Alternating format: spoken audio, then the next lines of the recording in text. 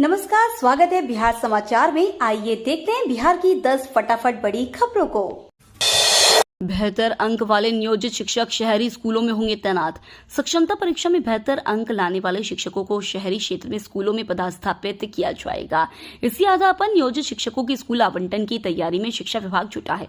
लोकसभा चुनाव बाद कई शिक्षकों की पदस्थापना की प्रक्रिया शुरू होगी। इसको लेकर विभाग शहरी और ग्रामीण क्षेत्रों के स्कूलों के रिक्त पदों की अलग अलग गणना करा रहा है। कई संबंध में जिलों को पूर्व में ही दिशा निर्देश जारी हुए हैं। बिहार में अब बेटे फिर बेच सकेंगे पिता के नाम की जमीन, जमाबंदी की अनिवार्यता खत्म। जमीन की खरीद बिक्री यानी रजिस्ट्री के लिए बिक्री करने वाले व्यक्ति के नाम जमाबंदी होने का जो नियम लागू किया गया है, सुप्रीम कोर्ट ने इस पर तत्काल प्रभाव से रोक लगा दिया है। इसके बाद अब फिर से पिता के नाम की जमीन की बिक्री पुत्र व पुत्रियां कर सकती हैं। यही नहीं, अगर पत्नी चाहती है तो भी बिक्री कर सकती है। सुप्रीम कोर्ट के इस फैसले से इससे आम पब्लिक के साथ रजिस्ट्री ऑफिस के स्टाम्प वेंडर व दस्तावेज नवीस में खुशी की लहर है। सीए के तहत मिलने लगी नागरिकता, 14 लोगों को होम मिनिस्ट्री ने सौंपे दस्तावेज। नागरिकता संशोधन कानून के तहत 14 लोगों को नागरिकता मिली है। ये लोग पड़ोसी मुल्क से धार्मिक आधार पर उत्पीड़न का शिकार होकर भारत आए थे। इस कानून के तहत नागरिकता पाने वाले ये पहले लोग हैं। होम मिनिस्ट्री ने बुधवार को इन्हें नागरिकता से संबंधित दस्तावेज सौंपे और उनके आवेदन को मंजूर कर लिया। इन लोगों को केंद्रीय गृह सचिव अजय कुमार भल्ला ने नागरिकता संबंधी दस्तावेज सौंपे और बधाई दी। इसी साल 11 मार्च को नागरिकता संशोधन कानून लागू किया गया था। इस कानून के तहत आवेदन पर डिस्ट्रिक्ट लेवल कमेटी विचार करती है। इसके बाद राज्य स्तरीय सशक्त समूह के पास यह मामला जाता है। बुलावा आएगा तो सारण पाटलिपुत्र जाएंगे। रोहिणी मीसा के प्रचार पर पप्पू यादव ने बदली रणनीति। पूर्णिया लोकसभा सीट से निर्दलीय चुनाव लड़ रहे कांग्रेस नेता राजेश रंजन उर्फ पप्पू यादव ने कहा है कि अगर उन्हें बुलावा आता है तो वो राष्ट्रीय जनता दल अध्यक्ष लालू यादव की दोनों बेटियों मीसा भारती और रोहिणी आचार्य का चुनाव प्रचार करने पाटलिपुत्र और सारण लोकसभा जाएंगे। पप्पू यादव ने पहले कहा था कि मीसा और रोहिणी उनकी बहन जैसी हैं और वो दोनों के लिए वोट मांगेंगे। पप्पू यादव ने कहा है कि वो 18 मई को हिना शहाब का साथ देने सीवान जा रहे हैं। नीतीश कुमार जैसा मुख्यमंत्री ना पैदा हुआ और ना होगा, सीएम की भरपूर तारीफ कर रहे अनंत सिंह।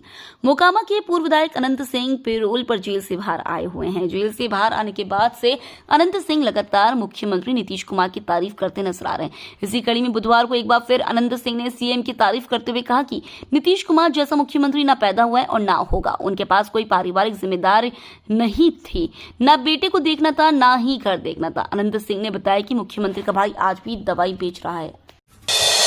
आर से रिश्वतखोरी, जे से जंगलराज और डी से दलदल। शिवहर में आरजेडी और कांग्रेस पर बरसे जेपी नड्डा। भारतीय जनता पार्टी के राष्ट्रीय अध्यक्ष जेपी नड्डा ने बुधवार को बिहार के शिवहर लोकसभा क्षेत्र में आयोजित चुनावी जनसभा में आरजेडी और कांग्रेस पर जमकर हमला बोला। नड्डा ने लालू यादव की पार्टी आरजेडी का फुल फॉर्म भी बतलाया। उन्होंने कहा कि आर से रिश्वतखोरी, जे से जंगलराज और डी से दलदल। नड्डा ने अपने शिवहर लोकसभा सीट से जदयू प्रत्याशी लवली आनंद के लिए वोट भी मांगा।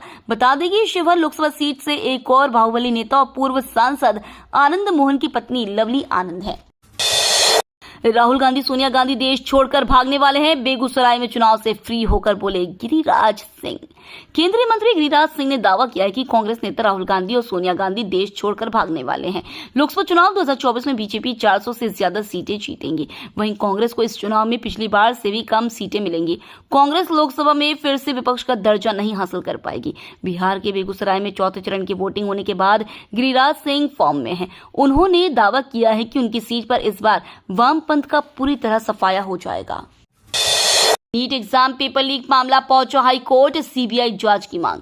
एमबीबीएस में दाखिले के लिए हुई नीट यूजी की परीक्षा के पेपर लीक का मामला पटना हाई कोर्ट पहुंच गया है। हाई कोर्ट में अर्जी दायर कर पेपर लीक की जांच सीबीआई से कराने और परीक्षा को रद्द कर नए सिरे से परीक्षा कराने की लगाई गई है। अर्जी में कहा गया है कि मुट्ठी भर लोगों के कारण देश के लाखों छात्रों का भविष्य अधर में है। छात्रों के भविष्य के साथ खेलने का अधिकार किसी को नहीं है। सालों की मेहनत पर पानी फेरने वालों पर कठोर कार्रवाई की जानी चाहिए। मुकेश सहनी के साथ गोलगप्पे खाने बुद्ध मार्ग पहुंच गए तेजस्वी यादव, लोगों को भी खिलाया।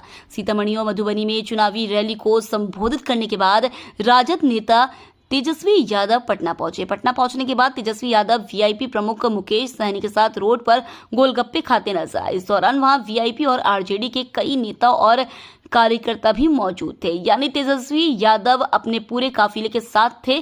तेजस्वी यादव खुद भी गोलगप्पे खा रहे थे और वहां मौजूद अन्य लोगों को भी खाने के लिए कह रहे थे।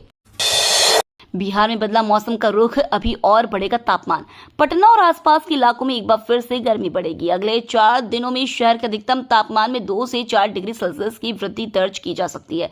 फिलहाल पछुआ हवाओं का बहाव नहीं है, इसलिए लू चलने जैसी स्थिति नहीं दिख रही है, लेकिन तेज धूप और उमस भरी गर्मी से लोगों को परेशानी का सामना करना पड़ सकता है।